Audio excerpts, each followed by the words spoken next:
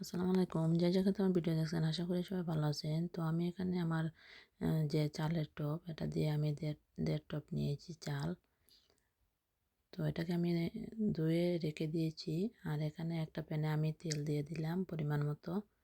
দিয়ে আমি এখানে একটা তেজপাতা দিয়ে দিলাম, 4টা এলাচি, একটা দারচিনি টুকরো দিয়ে দিলাম, কিছুটা আমি পেঁয়াজ কুচি দিয়ে দিলাম।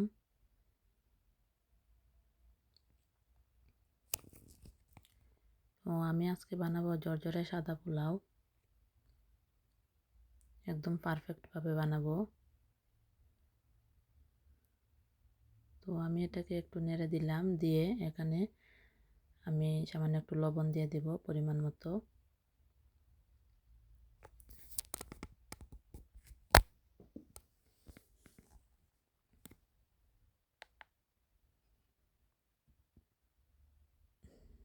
আবার আমি এটাকে নেড়ে দিলাম।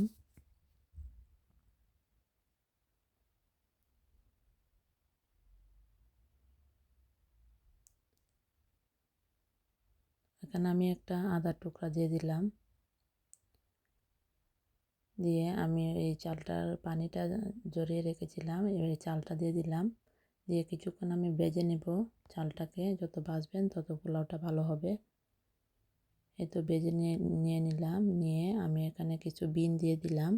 এটা অপশনাল, আপনারা চাইলে দিতে পারেন, না দিলেও সমস্যা নেই। আমার কাছে ছিল তার জন্য আমি দিয়েছি, একটু সুন্দর দেখার জন্য। তো এই তো আবারও ভেজে নিলাম, ভেজে নিয়ে আমি এখানে পরিমাণ মতো পানি দিয়ে দিব।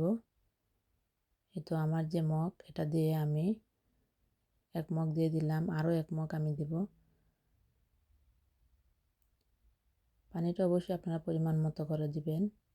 আমি একটু রেখে দিয়েছিলাম, এটাও আমি পরে দিয়ে দিয়েছিলাম। 2 মগ পরিমাণ আমি দিয়েছি পানি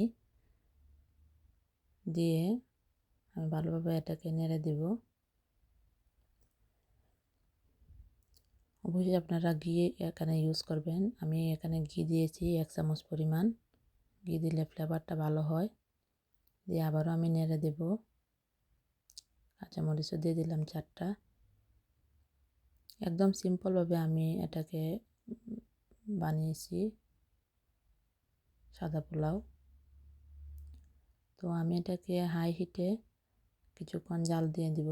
এই দেখেন, এখন আমি আবার কমিয়ে দেব, একদম লোতে করে নিব